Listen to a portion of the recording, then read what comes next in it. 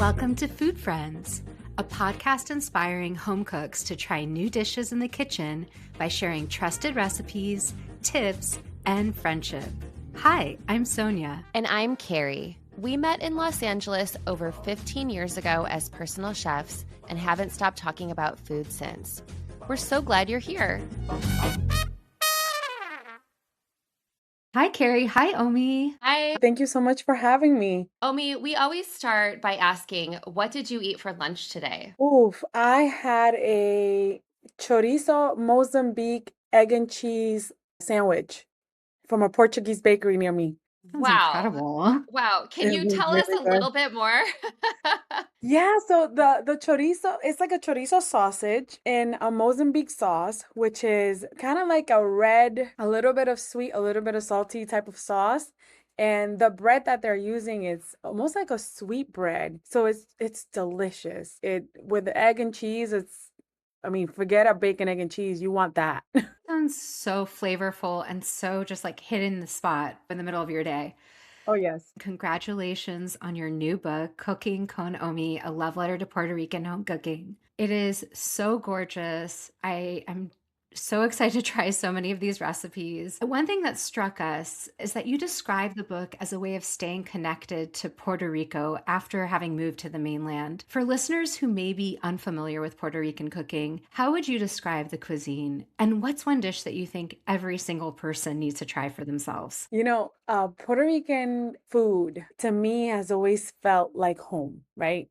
But beyond that, every time I go back home, every time I go to Puerto Rico, whether it's visit my grandmother, visit my aunts, visit my mom, I have everyone over there. It's so comforting. We have the best of all the worlds, right? We have our African roots, our Spaniard roots, our, Taino roots. Somehow we managed to make the best out of very simple ingredients and things that really grow in our yard, right? So you've got plantains, you've got green bananas, you've got yuca roots, you've got malanga roots, you've got all these amazing vegetables, and you could pretty much boil, fry, bake. You could do anything with them that you want to make. So they're very fun to work with, but they're very hearty and they really touch the soul. Is there just one dish you're like, if you've never had the most amazing, comforting Puerto Rican food, you have to try this? I think there are two answers that I like to give, because there's the one answer that I know is what any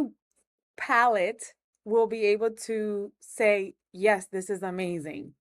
But then there's the other dish that you only know if you either grew up in the island or if you grew up having that type of food. So the main one for me is viandas con bacalao, which is the root vegetables boiled with a salted cod in a vinaigrette with like peppers and onions, and it is absolutely delicious. But it sometimes could be an acquired taste because not everyone loves salted cod. But if I had one that I could share with everyone, it would be arroz con gandules, which is your, roasted pork shoulder. That is going to be a crowd pleaser with everybody. That sounds so good.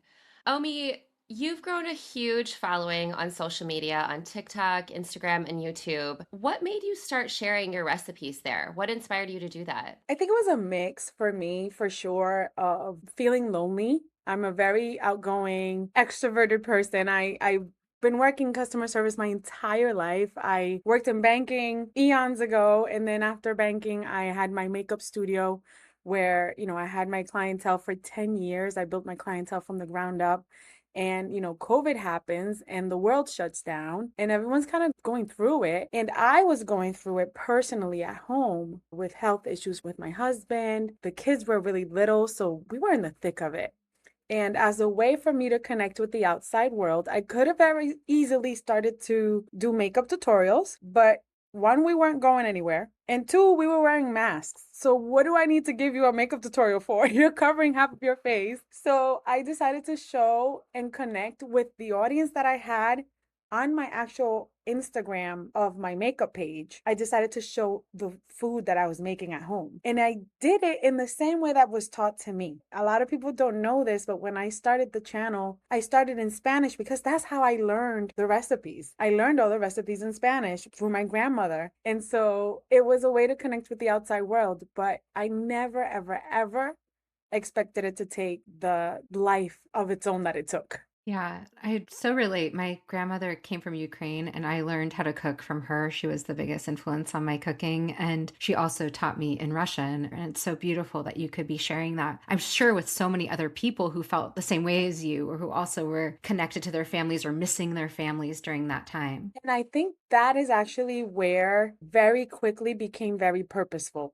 So it was no longer just about the food. The food also became almost secondary, believe it or not, because people were excited to connect. People were excited to see themselves represented on a screen. They were happy to see that my kitchen looked just like their kitchen, that I'm using the same caldero, the same spoon, the same measuring way of, putting the spoon in the middle of your pot to make sure you have enough rice and water ratio. So, like, all of those things, people felt seen and it was connecting them in a different way. I will never forget it. And I talk about this in my book. The one dad that reached out and said, I am teaching for my boys the food that my wife used to cook for them before she passed away from cancer. That right there was enough for me to never want to stop. And I knew that it was a bigger purpose and I knew that it was way beyond me. Yeah, it's so much more than just food, and it's such a gift to be able to give that to people. And then creating a book is so different than posting online. There's sort of two different things. And I'm wondering, when you were thinking about this book and deciding on what dishes would go into it, was there one that you just knew right away had to be in there? Maybe something that was particularly nostalgic or comforting. Maybe it was like one of these dishes that these people write to you about. Yes, what for me, it was important to have all of those nostalgic dishes there. Not necessarily trying to fully break the mold, but definitely omifying the dishes, right? So the way that I omify my dishes is very different from other people. And I know that the way that I teach is also very different from other people. I try to simplify it as much as possible. So when I was thinking about making the book, I didn't want to break the mold. I just wanted it to hit home. And if you've never been to Puerto Rico, you're definitely going to experience the must-haves. Omi, I really love your teaching style. I love one of the things that you say, which is you're the boss in your own kitchen. We really want to know a little bit more about your sofrito. And so I was hoping that you could walk us through it and then tell us some of your favorite ways of using it. Oh my goodness. Mi sofrito fresquecito. That's kind of like the thing that blew up for me actually in 2022, in 2021, excuse me, when I was taking a class that was meant to be for, once COVID restrictions lifted and everyone was going to get back on their feet, how you were going to navigate through that. But it turned out that without me knowing, I was pivoting my career. And they had a particular grant that was for folks like me who were pivoting their career. And so they provided me with this grant, and this grant allowed me the opportunity to create my own sofrito. And I called it Mi Sofrito Fresquecito.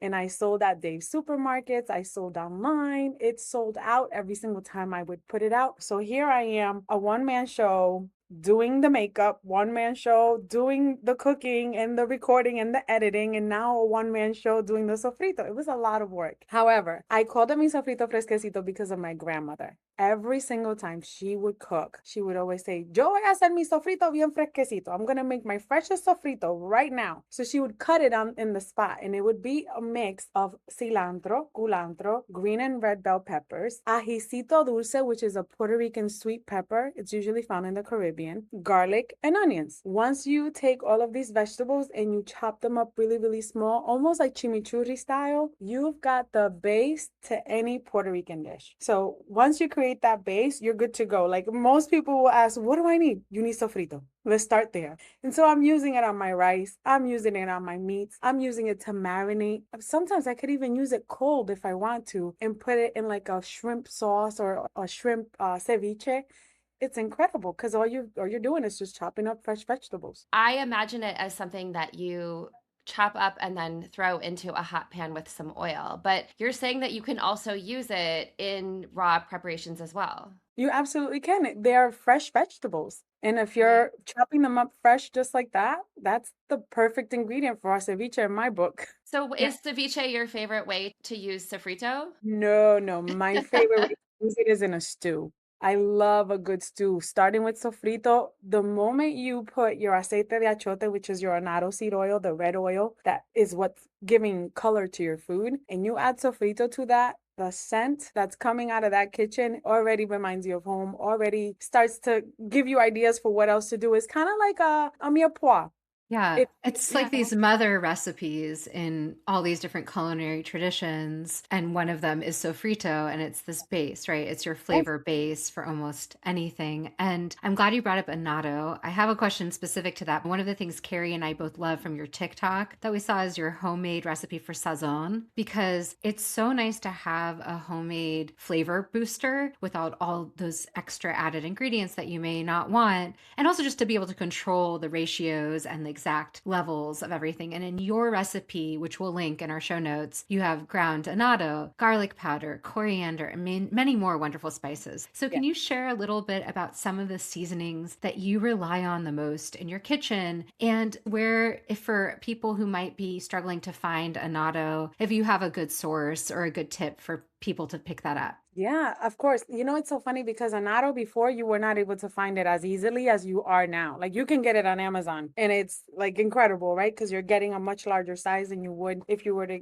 go to like a local bodega. I learned a lot in the process of cooking con Omi and listening to my community, listening to the comments, having conversations with my followers who were saying, "Hey, I live in Ish Mishkipipi and I can't find XYZ. You know, I can't find these types of ingredients."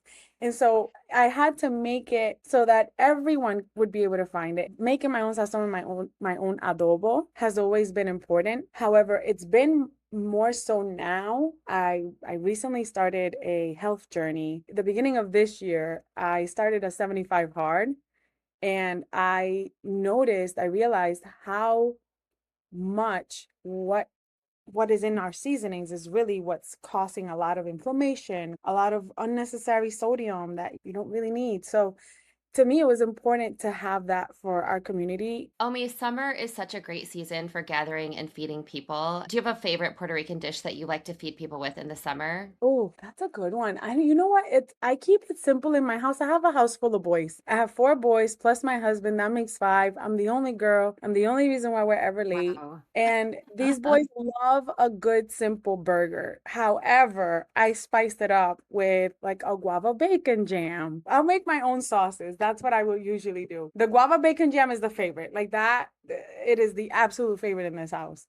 But I keep it very simple in the summers. When I do host, the potato salad is a must have. My potato salad does have apples. I don't care what anyone has to say about it. If cocina tú mandas, in your kitchen, you're your boss. In my kitchen, I'm the boss. So my potato salad has apples. It actually sounds really good. Does it have a creamy dressing, like a mayo dressing, or is it a vinegar dressing? It's a mayo dressing. It's a creamy dressing. And the apples are chopped up small enough that you can't even taste it, but it does have that little hint of, the crispiness of the apple and the hint of sweetness. Yeah, I think burger nights are underrated. We've talked about them a couple of times on the show because everybody loves a good burger night, and they're so easy to make special. Like you're saying, you make one homemade sauce, that's already making your burger night special. Oh my gosh, something with guava sounds incredible. That also sounds incredible on a grilled cheese night. And because you're such a busy mom, I mean, that's no joke. Having four boys, a husband, you're an entrepreneur, you've been creating all this content. We know how much goes into that. That is a tremendous amount of work, especially while you're writing a book. So, when you're super busy, what does a typical weeknight dinner look like? I was very blessed that when I would come home from school, my mom always had a home cooked meal, right? And as much as I would love to have that amount of time, I most of the time don't, and that's just a reality. But I've learned to kind of cut corners. So maybe I make a large stew on Monday so we can eat Monday, Tuesday, and then we change the sides. So maybe we have rice and beans on Monday. Maybe we have a boiled root vegetable on the next day, and we have it with the same meat or whatever the case. But that's usually been my lifesaver, is to just kind of prepare ahead. I love making beans from scratch. My beans from scratch are delicious, and I have this recipe in the book. And I have now taught my husband how to make white rice. My boys don't know how to make white rice. So all you got to do is grab the beans from the freezer, go ahead and thaw them out, make your white rice, and pick your protein of choice, grill some steaks, and now I kind of put it back on them. They're old enough now. I noticed on Instagram that you made this one pot meat macaroni. This is something that you said that you would make maybe once a week. And so I'm just wondering if you could walk us through how you make this dish and why do you guys love it so much? It's the Puerto Rican hamburger helper. That's what it is. And it starts with sofrito. You literally start by adding your sofrito to the pot, sauteing that, then you add your ground beef, you add all your vegetables, your broth. I love adding olives. Some people don't like the olives. I love the olives. And then you can add tomato paste or tomato sauce, depending on how thick or how thin you want it, or you could just add water and you're good to go. And then you're boiling your pasta, save a little bit of pasta water so you get it nice and juicy. And that is a mom's best friend right there. Mix your pasta, mix your meat, and you're good to go. Yeah, that sounds like a real win in my house too. That's definitely one of the recipes of yours that I'd really like to try. I mean, there's one online and then there's a different one in your book, and I feel like both of them would be really great for my family. Yeah, yeah, yeah. And my mom, oh my goodness, my mom would make the best spaghetti with that. So, of course, she would say, "Oh, I'm making a spaghetti."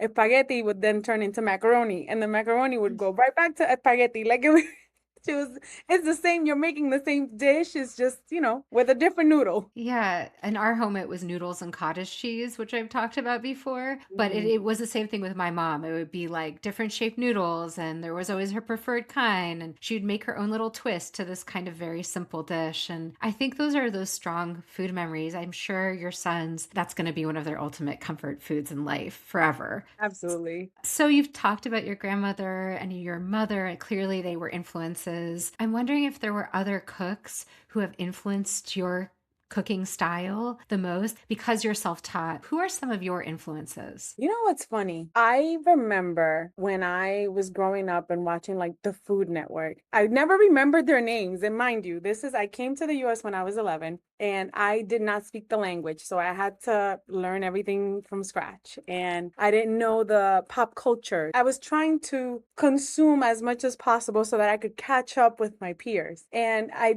didn't always know their name, but I loved Emerald Lagasse. I used to love Emerald. I loved Rachel Ray. Like I loved, and these were like the big names back then.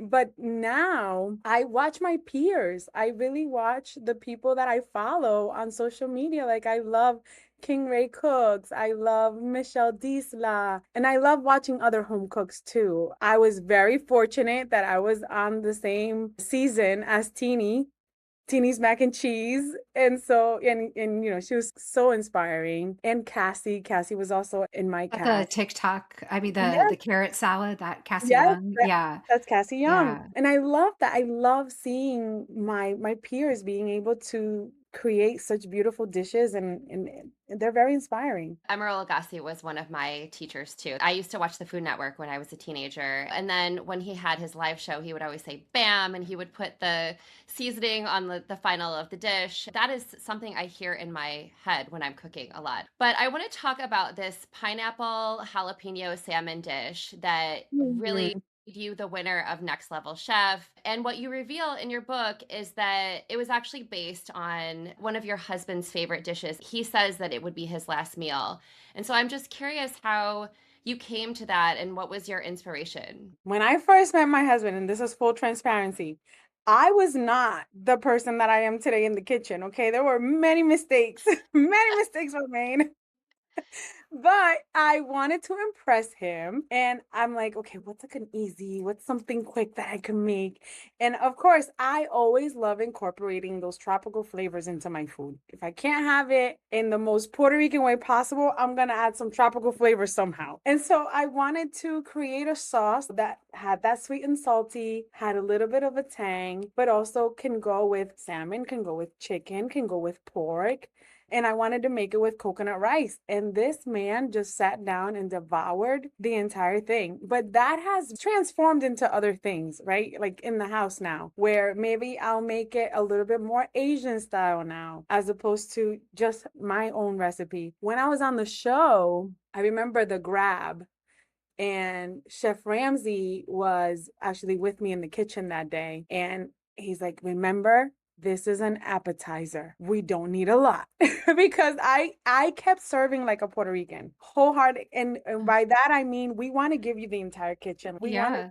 serve you as much as possible so we can show you how much we love you. So he's like, remember, this is just an appetizer. There were some tips and tricks that I picked up even on that day from him teaching me serving it with the skin side up. I'm like, you know how many times I've served the salmon with the skin side down? I'm like, I'm a home cook. I don't know that. So Can you walk us through the dish for people who maybe didn't see the show? yeah, so it was an appetizer. And what we did was I pan fried the salmon first, and then I made the sauce using a little bit of cornstarch, some obviously pineapple juice, my peppers, my chopped pineapples, and then you want to make sure that you get that almost like nice and syrupy. I did serve it with, was it like a baby lettuce or something like that? And it looked so pretty because Chef Ramsay taught me how to open it up to make it look almost like a flower. It was beautiful, but it's really a simple dish. I think you're really sharing something that is true for all home cooks, which is you start and you learn something and it transforms over time. And I think when you work with other people and you have these conversations, just what you're saying, you would often serve it with coconut rice, but you served it on the show with a salad. So there's this versatility as you practice over time. And I also imagine that all that love is part of what helped you win that show with this dish. Yeah, I remember it could be very intimidating, especially because if you've watched the show, you know that there's a different categories. You've got your home chefs, you've got your professional chefs, and then you've got your social media chefs. I, full disclosure, was one of the true home chefs that just happened to be a social media chef. And all I had in my back pocket was my grandmother's kitchen. And so it could be very intimidating going in. They tell you what the dish is, and now you're like trying to make sure you grab all the ingredients that you need, but you don't really know what you're about to make. You have no guidance. And I needed to not get in my head because I realized that everyone, no matter what their background, everyone was getting in their head. So I'm like, if I just take very simple ingredients, I know my flavor palette, I know what I like, I know what I don't like, I know what tastes good, I know what don't. If I just take that and I make something good, they said, prepare yourself for to be here a week or prepare yourself to be here a month. I brought enough for a month. I'm like, if I go home in a week, I go home in a week. I just didn't want to be the first one to go home, but I kept putting my best foot forward, and you do grow more confident as each time that you cook. And that's the same way when you're home. You're picking up so many tips and tricks and you're like, you know what? I didn't really like that sauce. Maybe next time I'll tweak it a little bit and I'll make it this way. And so that's how things end up transforming all the time. Something that we like to talk about too. It's important to follow recipes sometimes, especially when you're trying something for the first time, or especially if you're trying a cuisine that you've never had before. But then the most important thing in the world is to trust yourself when you're cooking. And I think what you showed people is how to do that. You're just honoring what tastes good to you, what is right to you, in connection to your roots, in connection to how you were raised and what you learned from your elders. And it's just a beautiful way to cook and to share that with other people. Thank you. So, Omi, we always like to end our conversations with the same question, which is, what do you eat on your birthday? Oh my goodness. Okay, I love seafood. And I have loved living in Rhode Island since I was 11 years old. Living in New England has been such a treat. And I think I've enjoyed it even the more now that I'm older because we do have a very rich food scene and seafood here is pretty top notch. So I love a good lobster. I love a good lobster roll. I love oysters. I'm a huge fan of all things New England when it comes to like a chowder. Are you kidding me? Come on. So I love So, a good chowder. And then we also have a restaurant here called Greg's, famously known for President Obama coming to visit us and getting the Death by Chocolate dessert, which is absolutely phenomenal. That will forever be my birthday cake. oh my gosh, I got to go to Rhode Island. Yeah, I'm sold too. So you're saying you don't cook on your own birthday. Oh yeah, and it's October 24th, by the way, if you know. What? October 24th is my birthday. That's That's also my Carrie's. birthday. We have the same birthday. That's crazy. Birthday. Yes. And so it is fall here in New England, and it means you've got all the foliage, you've got all the beautiful butternut squash flavors. So you just get to try so many different things. And I do turn October into the entire month of me not cooking. I love that. I love that. I love this birthday connection. Well, Omi, you are such a delight. It is so nice to talk to you. We're so excited for people to find your incredible book. We'll link it in the show notes as well as all the other ways to find you and your amazing recipes online. Thank you. Thank you so much for having me. And Carrie, happy birthday. Well, I'll call you on your birthday. Have a good one. All right. Bye. Bye. Thanks for being our food friend. If you enjoyed our podcast, please subscribe, leave us a review, and share this episode with friends. We love hearing from you, so follow us on Instagram or drop us a line at foodfriendspodcast.com. Yes, we'd love to hear from you and your food friends. Happy cooking and eating.